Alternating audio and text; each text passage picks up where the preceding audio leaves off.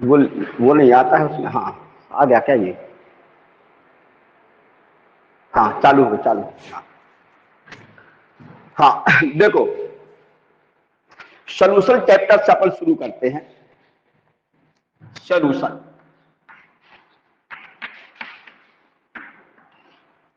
पहले आपको समझना है कि सॉल्यूशन है क्या। कभी भी सिंगल कंपोनेंट सॉल्यूशन नहीं होता। सॉल्यूशन की मीनिंग है कि सिंगल कंपोनेंट सॉल्यूशन नहीं होगा। जैसे मान लो आपने प्योर वाटर ले लिया, तो प्योर वाटर सॉल्यूशन नहीं है। ठीक, सिंगल कंपोनेंट जो भी है वो सॉल्वेंट है। अब यदि हम उसमें एक कंपोनेंट और मिला दें, तब वो क्या कहलाएगा? सॉल्यूशन। लेकिन कंडीशन क्या है कि जो कंपोनेंट आप मिलाते हैं वो कंपोनेंट आपस में केमिकली रिएक्ट ना करते हो। ऐसा नहीं कि मान लो आपने वाटर लिया और वाटर में कोई एक ऐसा कंपोनेंट मिला दें जो वाटर से ही रिएक्ट कर जाए, तो आप बोले दो कंपोनेंट तो है, सॉल्यूशन बन गया। ऐसा नहीं।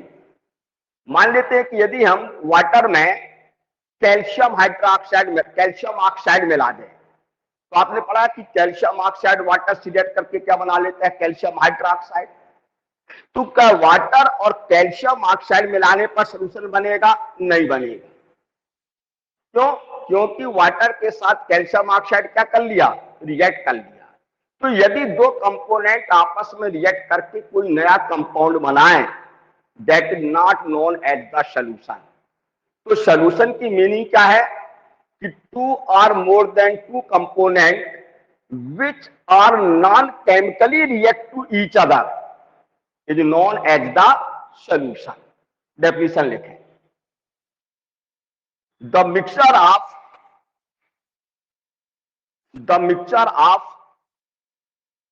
two or more than two components, the mixture of two or more than two components which are non-chemically react to each other, which are non-chemically react to each other is known as solution, is known as solution। ठीक, तो solution की meaning समझ में आ गई कि at least दो component होने चाहिए और जितने भी कंपोनेंट हम मिलाएं तो वो आपस में केमिकली रिएक्ट ना करते हों, तभी सॉल्यूशन कहलाएगा। तो सॉल्यूशन में एट लीस्ट कितने कंपोनेंट होने चाहिए? दो। ठीक, तो हम यहां पर ये कहते हैं कि एक कंपोनेंट उसमें होता है सॉल्वेंट और एक कंपोनेंट होता है सॉल्यूट। ये मिलके क्या बनाते हैं? सॉल्यूशन बनाते हैं। ठीक, अब ये डिसाइड करना है कि उन दो कंपोनेंट में कौन सॉल्वेंट है और कौन सॉल्यूट है। तो जनरली बच्चे कह देते हैं जिसको हम घोलते हैं वो सॉल्यूट है और जिसमें घोला जाता है वो सॉल्वेंट है। ऐसा नहीं है। एक्चुअली में सॉल्यूशन में जिस कंपोनेंट का अमाउंट ज्यादा हो, जैसे आपने दो कंपोनेंट मिलाए, अब उसमें जिस कंपोनेंट का अमाउंट ज्यादा है वो सॉल्वेंट है और जिन कंपोनेंट का अमाउंट कम है इन कंपेयर में, तो वो क्या कहलाएंगे? सॉल्यूट कहलाएंगे। जैसे हम ये कहें कि हम 1 किलोग्राम चाक पाउडर ले लिया, अब उसमें 200 ग्राम हमने कार्बन पाउडर मिला दिया। अब कोई किसी को घोलता तो नहीं है ना, दोनों मिक्स हो गए, तो अब उसमें किसका अमाउंट ज्यादा है? चाक पाउडर का। तो चाक पाउडर क्या कहला जाएगा? सॉल्वेंट। और कार्बन का पाउडर क्या कहला जाएगा? सॉल्यूट। और यदि अब कार्बन का पाउडर हम 1 किलोग्राम ले लें और चाक ले लें 200 ग्राम, तो अब हो जाएगा कार्बन पाउडर सॉल्वेंट और चाक क्या हो जाएगा? सॉल्यूट हो जाएगा। यानी जिस कंपोनेंट का अमाउंट ज्यादा होता है सॉल्यूशन में, उस कंपोनेंट को हम कहते हैं सॉल्वेंट और जिस कंपोनेंट का अमाउंट कम होता है उस कंपोनेंट को कहते हैं सॉल्यूट कहते हैं। मेरी समझ में आ गई? एक एक लाइन इसकी भी डेफिनेशन लिख लेते हैं। तो लिखो सॉल्वेंट की definition. solvent, the component which present in large amount, the component which present in large amount in solution, present in a large amount in solution is known as solvent, is known as solvent, and which present in less amount, and which present in less amount is known as solute, is known as solute.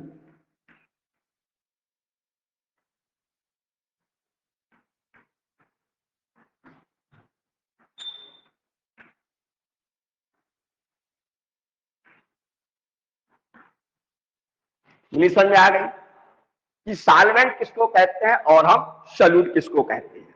अच्छा, अब मैंने कहा at least 2 component, आप 3 भी मिला सकते हैं। जैसे आपको हम ये कहें कि भाई देखिए आपने एक कंटेनर में वाटर ले लिया घर में, ठीक, अब वाटर लिए तो आप इसको तो बोलेंगे कि क्या है, वाटर है, यही बोले ना। अब इसमें आपने शक्कर मिला दी, अब बोलेंगे वाटर नहीं है, बोलोगे शरबत है, नाम बदल गया ना। क्यों? क्योंकि 2 कंपोनेंट होते हैं। जो उसका जो नाम हम लेते हैं वो उस स्टेट में लेते हैं जब वो सिंगल होता है। अब यहां पे आपने 2 कंपोनेंट मिला दिए, बोल दिए शरबत हो गया, ठीक, तो शरबत ही सॉल्यूशन है। अब अकेले जब शक्कर थी तो उसको क्या बोलते थे, शक्कर। जब अकेले आपने वाटर लिया तो क्या बोले, पानी है ये। और जब दोनों को मिक्स बना दिया तो नया नाम दे दिया शरबत, यानी क्या बन गया, सॉल्यूशन। तो यहां पर 2 कंपोनेंट है, तो यदि जिस सॉल्यूशन में 2 कंपोनेंट होते हैं उसे हम कहते हैं बाइनरी सॉल्यूशन, बाय यानी 2। और अब मान लो आप इसमें थोड़ा सा नींबू भी स्वाद के लिए मिला दिया, भाई शरबत में मिलाते हैं पुदीना नींबू भी मिला देते हैं, तो 3 कंपोनेंट मिला दिए तो वो कहलाएगा टर्नरी सॉल्यूशन, ठीक। तो अब आगे लिखें 2 कंपोनेंट सॉल्यूशन, या ऐसे लिख देते हैं बाइनरी सॉल्यूशन, बाइनरी सॉल्यूशन लिखिए 2 कंपोनेंट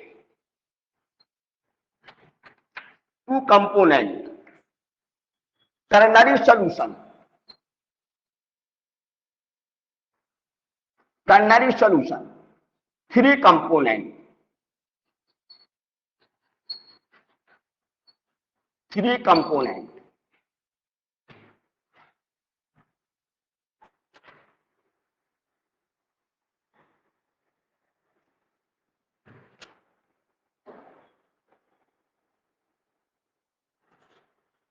अच्छे से आ रहा समझ में? अच्छा, अब तो बाइनरी सॉल्यूशन का मतलब जिसमें 2 कंपोनेंट मिले हो, और टर्नरी सॉल्यूशन का मतलब जिसमें 3 कंपोनेंट मिले हो।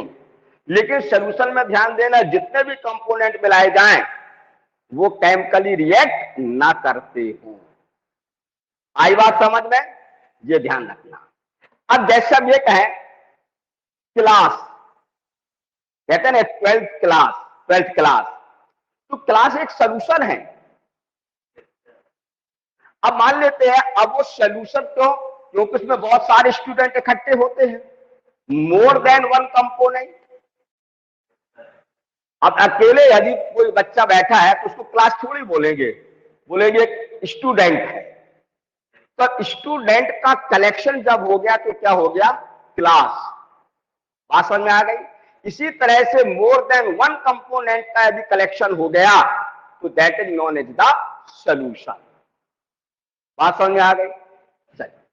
अब हमारे पास, अब बोलोगे कि सब सॉल्यूशन में कौन सॉल्वेंट और कौन सॉल्यूट। अब मान लो लड़कों की संख्या ज्यादा है तो लड़के सॉल्वेंट, लड़कियां सॉल्यूट। और मान लो आपकी क्लास में लड़कियों की संख्या ज्यादा है, लड़के कम है, तो लड़कियां क्या हो जाएंगी, सॉल्वेंट कहला जाएंगी। मीनिंग समझ में आ गई?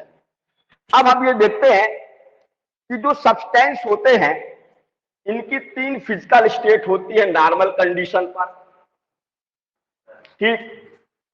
अब सॉलिड होता है, लिक्विड होता है और गैस होता है।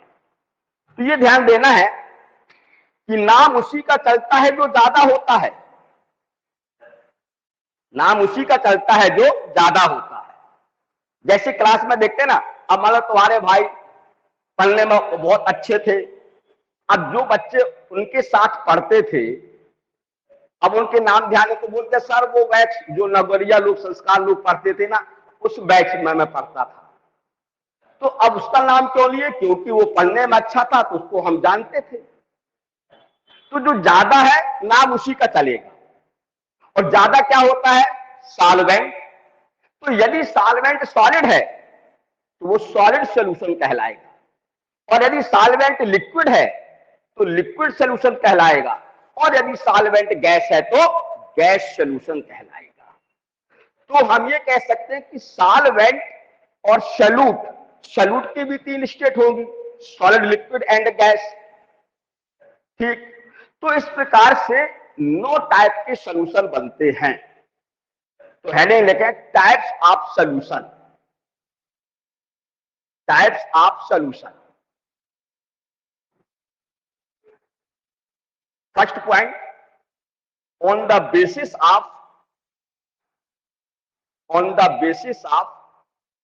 physical state of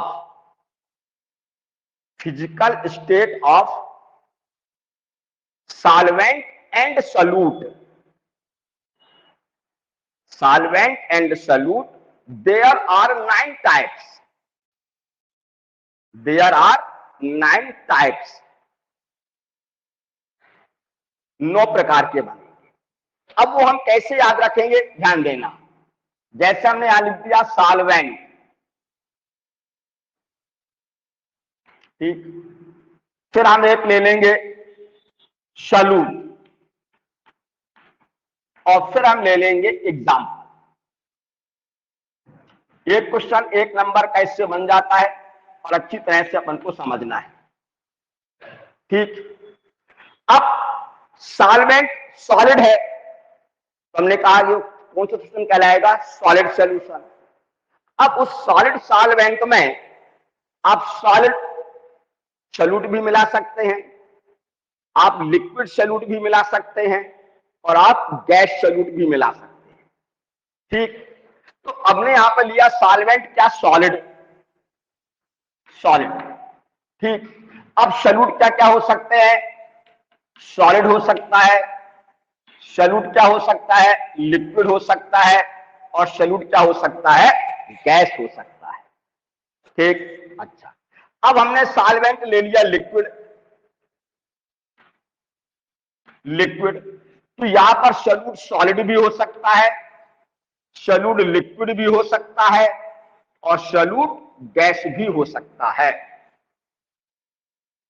यहां पर हमने सॉल्वेंट ले लिया गैस, तो ये सॉलिड भी हो सकता है, लिक्विड भी हो सकता है, और गैस भी हो सकता है।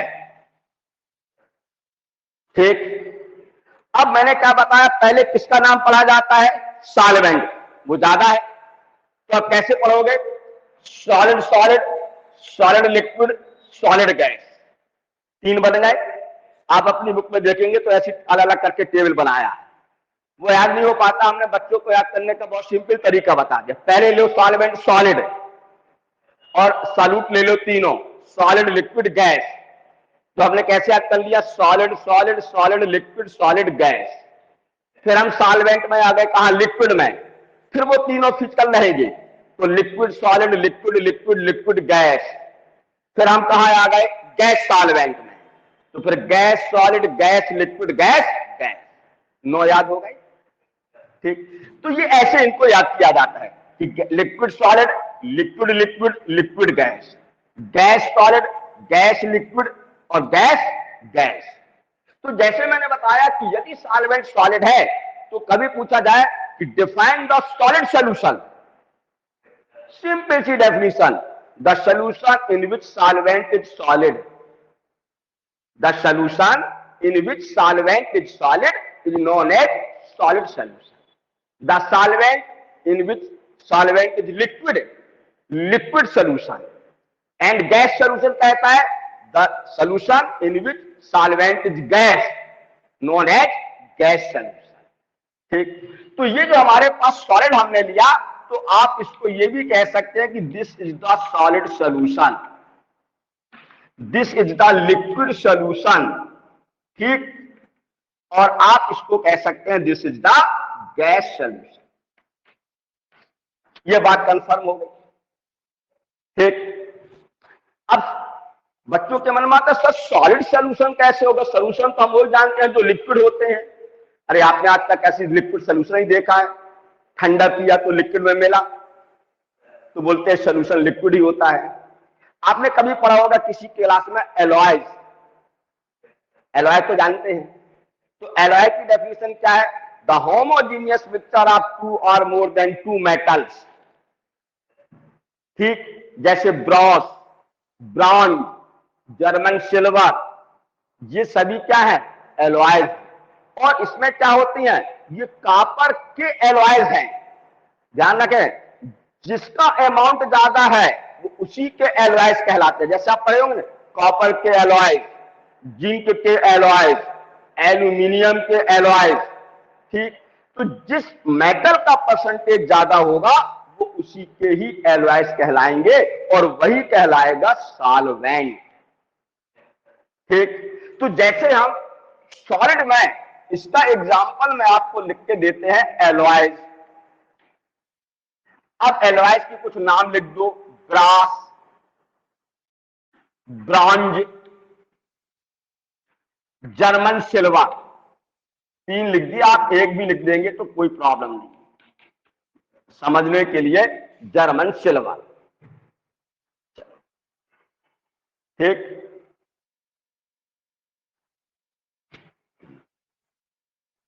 अब आ गए अपन सॉलिड और लिक्विड का एग्जांपल। अच्छा, अब ये आपको सोचना भी पड़ता है।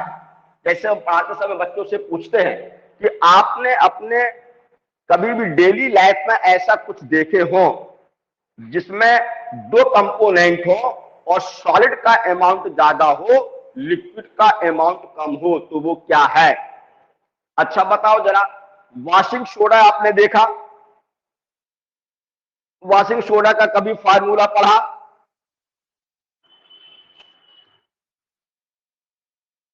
अब बोलोगे नो सर।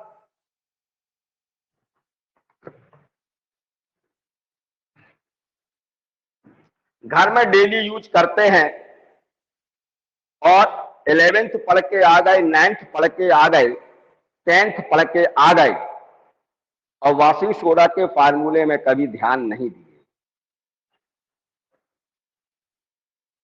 अच्छा बताओ, वॉशिंग सोडा को हाथ में कभी पकड़े हो? हाथ में लिए हो कभी?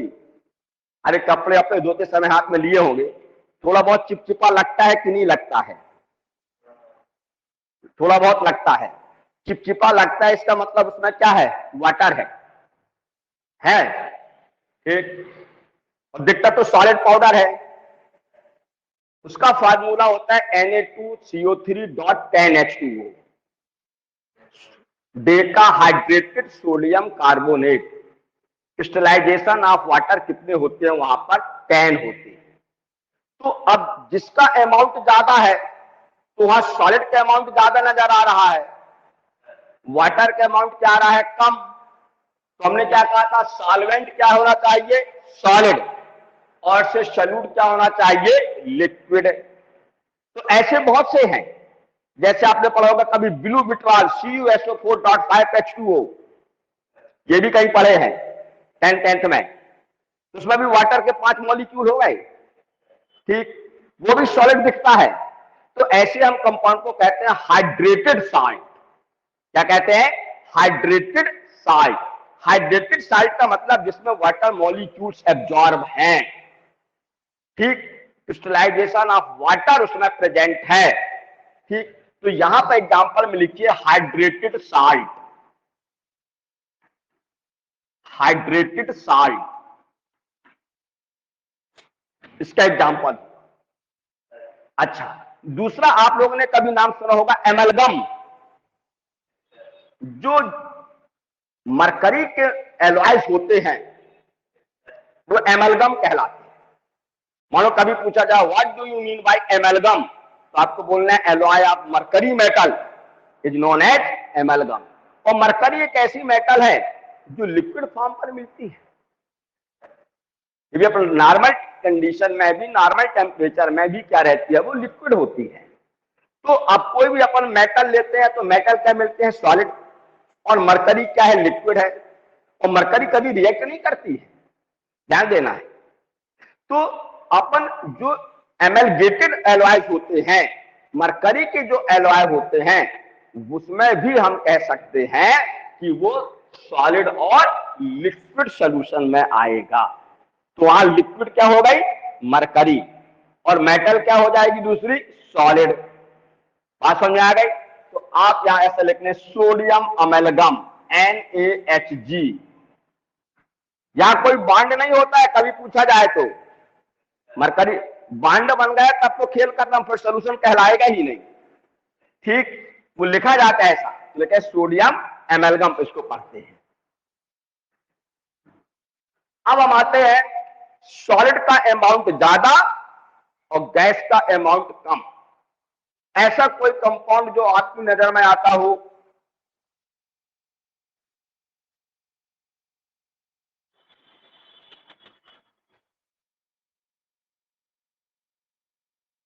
देखिए जो हाइड्रोजन गैस है, इसका जब हम ट्रांसपोर्ट करते हैं तो किसी मेटल सरफेस पर उसको एब्जॉर्ब कराते हैं। तो यहां लिखा है absorption of hydrogen on metal surface, absorption of H2 gas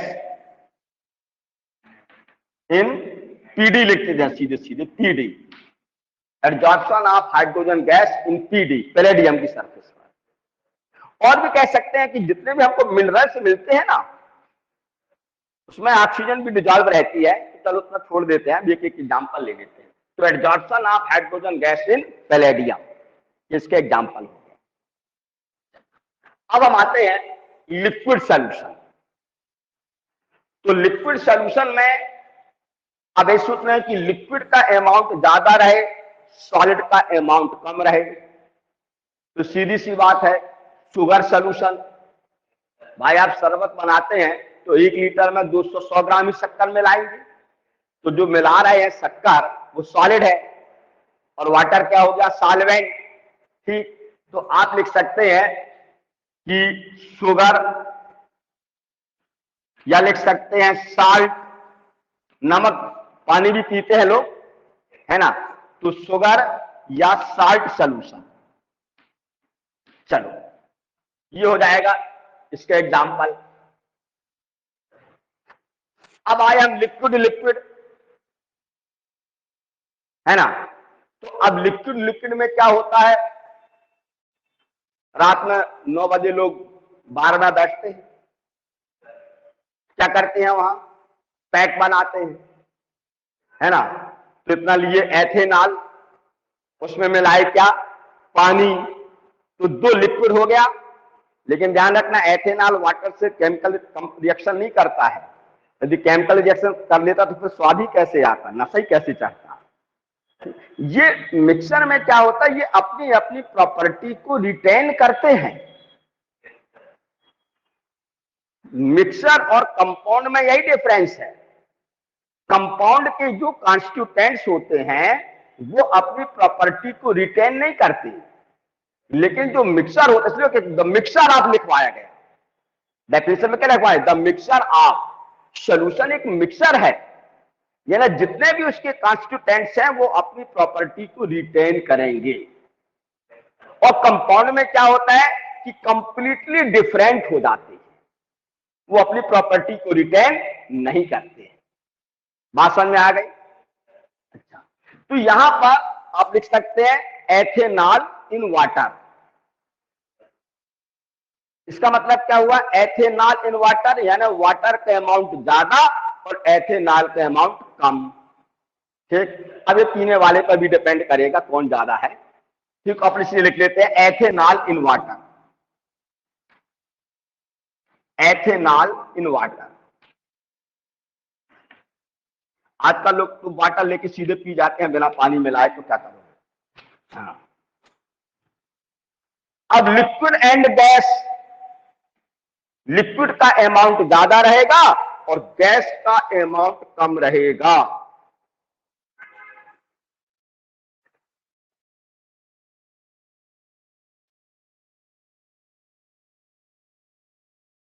तो एरिएटेड ड्रिंक, इसकी मीनिंग बता देते हैं। एरिएटेड ड्रिंक्स, या आप एक और लिखो सॉफ्ट ड्रिंक, ये ज्यादा याद रहेगा, गर्मी में पीते हैं इसको, सॉफ्ट ड्रिंक। नहीं समझ आ गई? अब इसके बाद में हम आते हैं गैस और सॉलिड। ठीक, तो गैस और सॉलिड ज्यादा, सॉलिड का अमाउंट कम। आपने देखा होगा, पढ़ा होगा कहीं भी, कि जो आयोडीन होता है, आयोडीन वोलाटाइल नेचर का होता है। एग्जाम्पल जैसे कपूर, नेफ्थिलीन, नेफ्थिलीन की गोली हम रखते हैं, 4 महीने बाद गायब हो जाती है। कपूर रखे रखे गायब हो जाता है। इसी तरह से आयोडीन भी एयर में क्या होता है, गायब हो जाता है। तो ऐसे सब्सटेंस जो सॉलिड सब्सटेंस हैं, डायरेक्ट गैस फॉर्म पर आ जाते हैं, that is known as the sublime substance. क्या कहलाते हैं? सबलाइम। ठीक, तो यदि हम देखते हैं कि iodine vapours in air, air का अमाउंट ज्यादा हुआ और आयोडीन का अमाउंट क्या है, कम है, तो क्या है, सॉलिड है। और किसमें अमाउंट ज्यादा है, मतलब गैस। तो आप इसके एग्जांपल में लिख सकते हैं आयोडीन वेपर्स इन एयर। ठीक, लिखे इसके example, iodine vapours in air.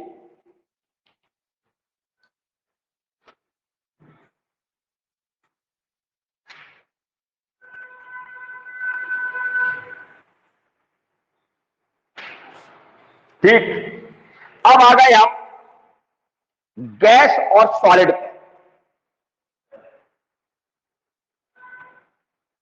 Humidity का मतलब समझते हैं?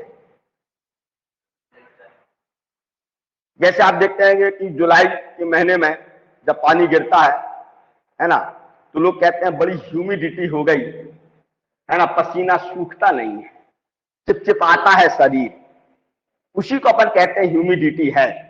यानी वहां पर वाटर वेपर्स प्रेजेंट है।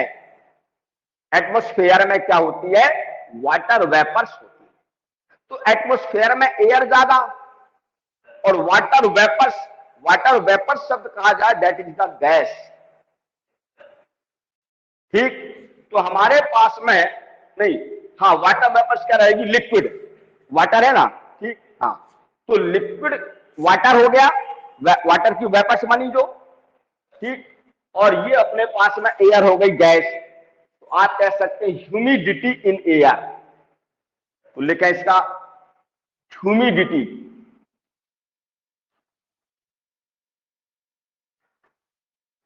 Humidity in air.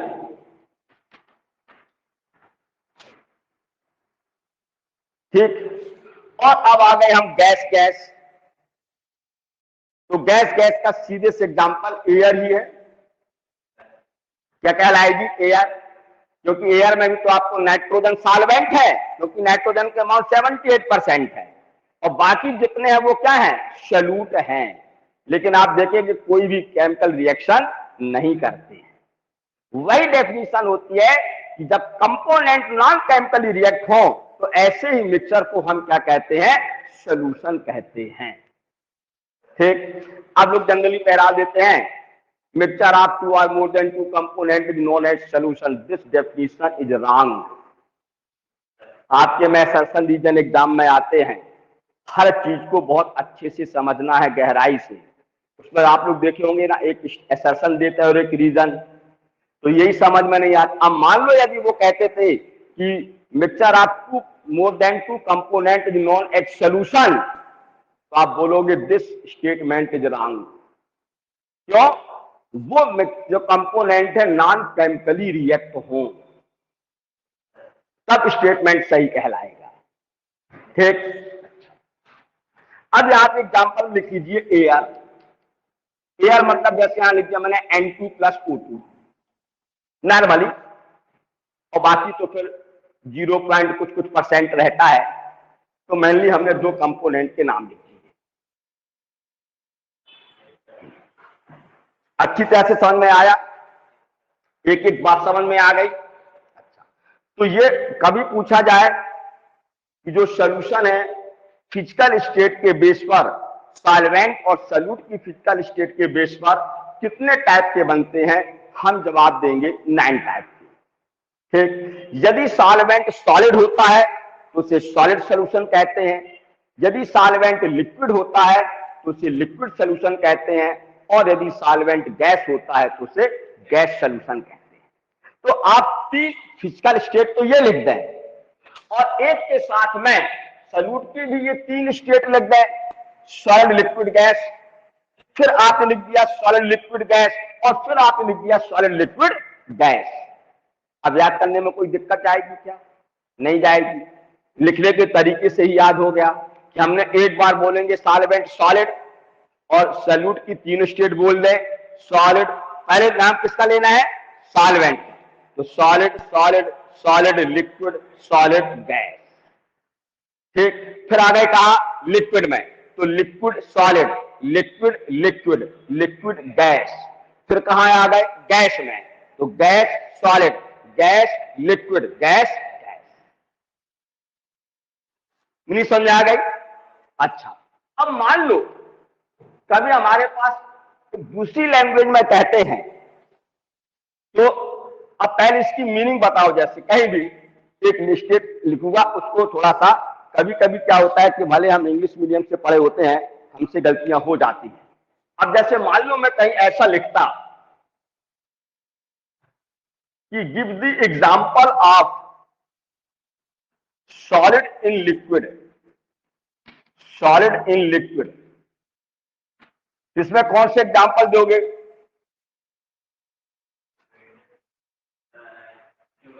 हाँ, क्यों?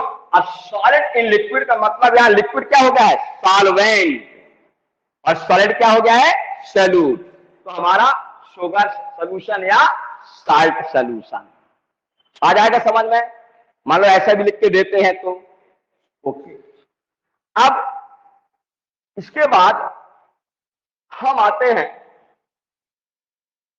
कंसंट्रेशन के बेस पर। किसके बेस पर? कंसंट्रेशन के बेस पर। तो कंसंट्रेशन के बेस पर सॉल्यूशन 5 टाइप के बनते हैं। कितने टाइप के बनेंगे? 5 टाइप के। तो क्लासिक टाइप्स ऑफ सॉल्यूशन में सेकेंड पॉइंट लिखें, types of solution on the basis of concentration, types of solution on the basis of concentration, on the basis of concentration. अब पहले हमको ये समझना है कि एक्चुअली में कंसंट्रेशन शब्द का मतलब क्या है। हम यही नहीं समझ पाते। कंसंट्रेशन का मतलब होता है कि amount of solute present in solution, amount of solute present in solution is known as the concentration. ठीक। अब जैसे मैं छोटा सा एग्जांपल दें, देखो भाई आपने 1 लीटर पानी ले लिया है, ठीक। 2 आपने बीकर लिए, दोनों बीकर में 1-1 लीटर पानी आपने ले लिया। अब इसमें आपने 500 ग्राम NaCl मिलाया 1 लीटर पानी में। तो भाई NaCl तो सॉल्यूट ही कहलाएगा और वाटर क्या कहलाएगा, सॉल्वेंट। अब आइए, अब यहां पर हमने 5 ग्राम NaCl मिला दिया, इसमें मिलाया 500 ग्राम, इसमें मिलाया 5 ग्राम। ठीक, आपने पढ़ा होगा कि concentrated solution is very reactive. कहीं भी केमिस्ट्री में अभी 9th 10th तक में आए होंगे, उसमें बता देता हूं, शॉर्ट फॉर्म में लेकर आता है CONC। अब तुम 12th में हो तो इतना तो जानते हो, बहुत से बच्चे पढ़ देते हैं कॉन्स, कंसंट्रेटेड। तो क्या रहता है, concentrated solution is very reactive और dilute solution is very less reactive, ये पढ़ते हैं। अब ये बताओ कि मैं ऐसे 2 कंटेनर में इस अमाउंट में मिलाया है, ठीक, अब आपको मैं इसमें से 1 चम्मच पानी निकाल के कहा भैया इसको जरा टेस्ट करो कैसा है ये, तो आप एक पियोगे तो पर पता नहीं चला, थोड़ा सा और दीजिए, फिर थोड़ी देर बाद बोलोगे क्या इसमें कुछ नमक मिला है क्या, ये बोलोगे कि इसमें क्या कुछ नमक मिला है, यानी आपको रिजल्ट देने में बड़ा टाइम लग रहा है। ठीक, इसका मतलब क्या है कि लेस रिएक्टिव है, आपकी जो जीभ है वो जल्दी से टेस्ट नहीं बता पा रही है, टाइम ले रही है उसको रिएक्शन करने में, रिएक्ट करने में।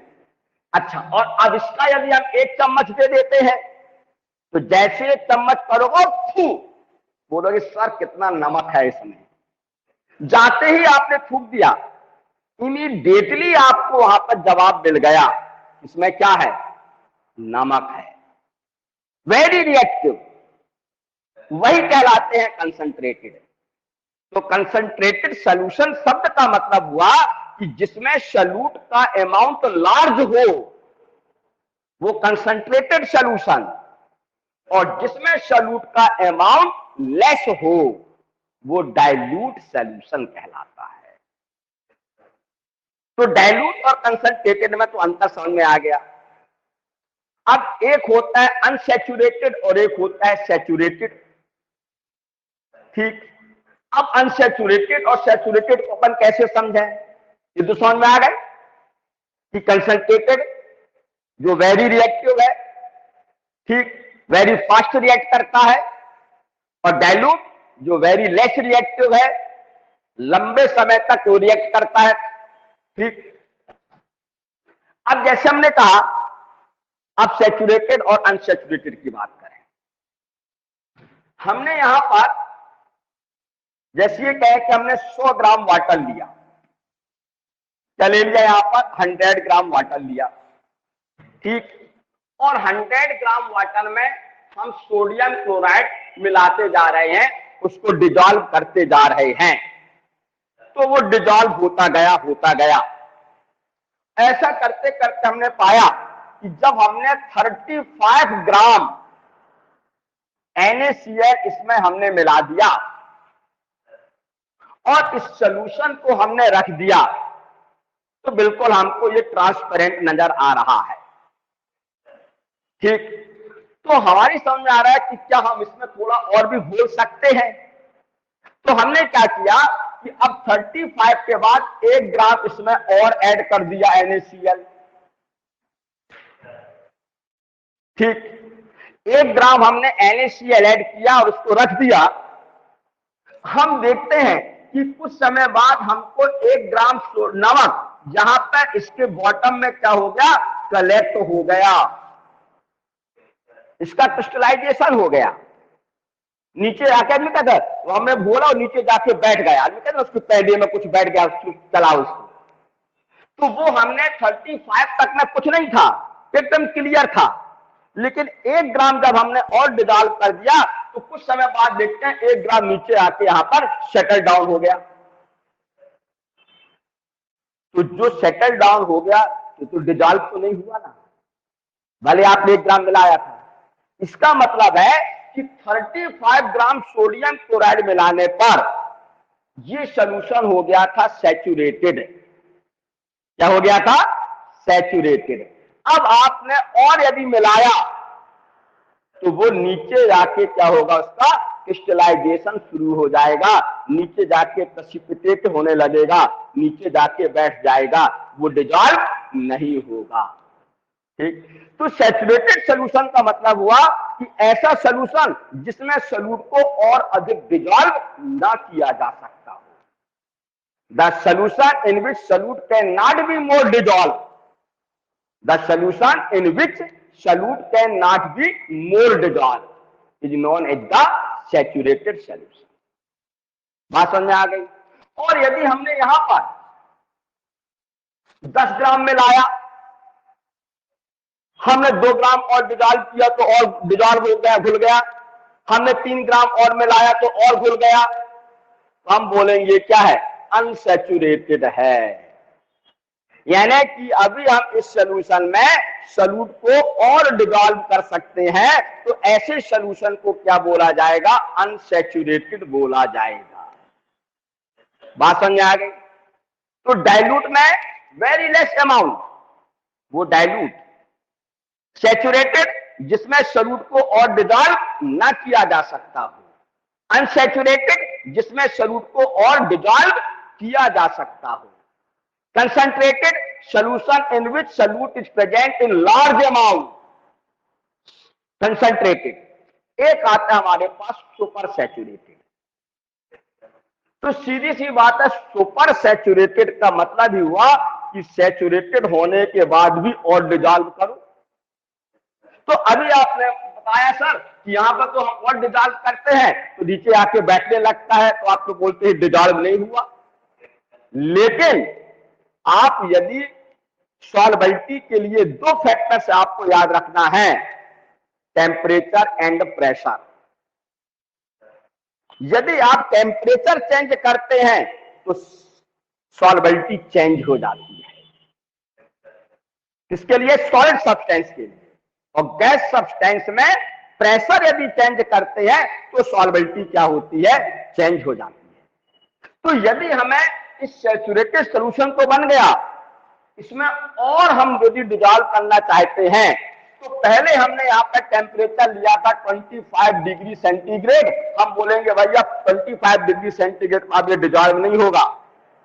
जैसे 35 ग्राम हो गया ना, अब एक भी मिलाओगे तो नीचे जाके बैठेगा, तो कैसे डिजॉल्व करोगे। हम कहेंगे आप 25 की जगह 50 डिग्री सेंटीग्रेड कर दो टेम्परेचर। कितना कर दो, 50 डिग्री सेंटीग्रेड। अब जब हमने 50 डिग्री सेंटीग्रेड किया तो और डिजॉल्व हो गया। कितना डिजॉल्व हो गया, पहले 1 ग्राम NaCl डिजॉल्व नहीं होता, अब हमने कहा कि 5 ग्राम और डिजॉल्व हो गया। जब हम टेम्परेचर 50 डिग्री सेंटीग्रेड कर दिए तो उसी 100 ग्राम वाटर में अब कितना सोडियम क्लोराइड डिजॉल्व हो गया, 40 ग्राम डिजॉल्व हो गया ना। अब तुम ये बताओ, जो सोल्यूशन बनाओगे तो हमेशा तो 50 डिग्री सेंटीग्रेड टेम्परेचर रहेगा नहीं, कमरे पर रख दोगे तो कितना हो जाएगा, 25 हो जाएगा। जब 25 होगा तो 35 तो डिजॉल्व रहेगा, और जो 5 ग्राम है वो नीचे आके क्या हो जाएगा, सेटल हो जाएगा। फिर इसलिए कहते हैं अनसैचुरेटेड सॉल्यूशन क्या होते हैं, जो सुपर सैचुरेटेड सॉल्यूशन होते हैं अनस्टेबल होते हैं। क्या होते हैं, वो स्टेबल नहीं बने रहते हैं। जब तक आप वो टेम्परेचर मेंटेन करेंगे तब तक उतना रहेगा, और जैसे आपने टेम्परेचर का वेरिएशन किया, कम टेम्परेचर हुआ तो फिर अमाउंट नीचे आके क्या होगा, बैठ जाएगा। कंफर्म हो गई बात। तो ये डेफिनेशन हम कल की क्लास में लिखवाते हैं, जो आज ने समझा दिया। बढ़िया समझ में आया। हाँ, लिमिटेड मतलब जब वो आप तब तक घोलते जाओ जब तक वो नीचे ना बैठे, और नीचे बैठना शुरू हो गया तो उसके ठीक पहले की जो कंडीशन है वो है क्या, सैचुरेटेड।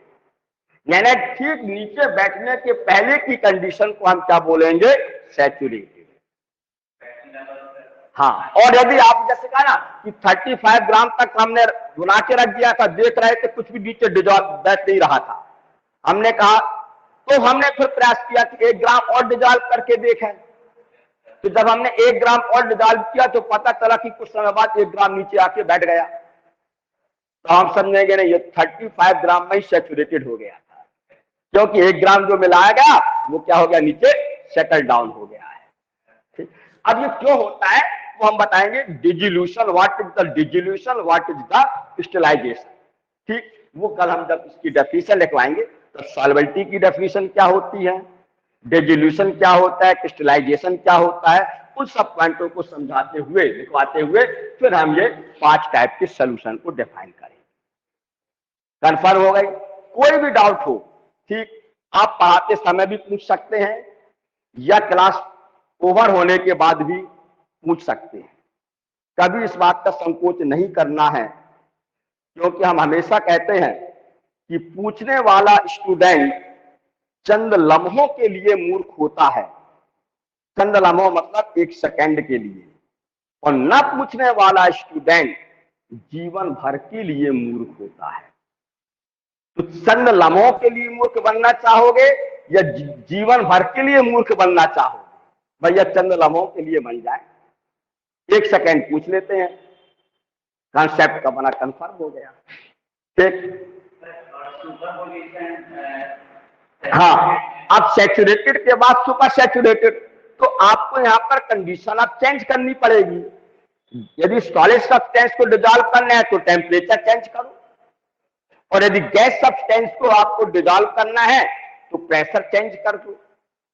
आप यूं मानिए जैसे हम आपको बताते हैं,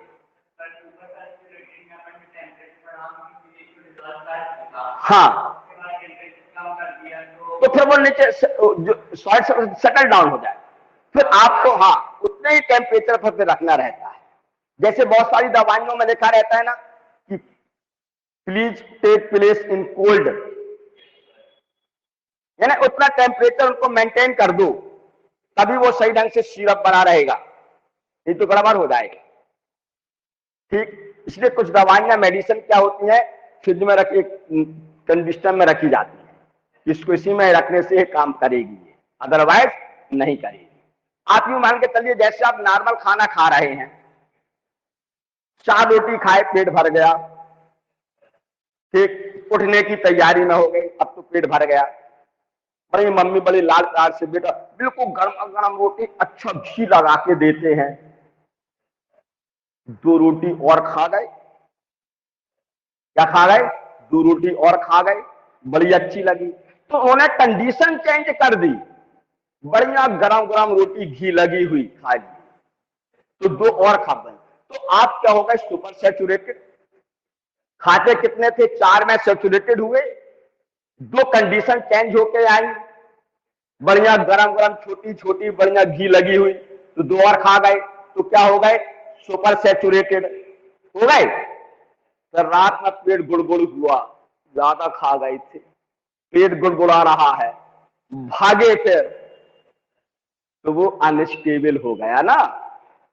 कुछ समय बाद आप उतने ही अपने पास रख सकते हैं जितना आप रखते थे, जो एक्स्ट्रा आपने जो लिया वो पेट में जाके गड़बड़ पैदा कर दिया। आ गई बात समझ में? हाँ, इसलिए हम कहते हैं कि जो सुपर सैचुरेटेड सॉल्यूशन होते हैं वो क्या होते हैं, अनस्टेबल होते हैं। स्टेबल बनाए रखना है तो उस कंडीशन को आपको मेंटेन करना पड़ेगा। ठीक,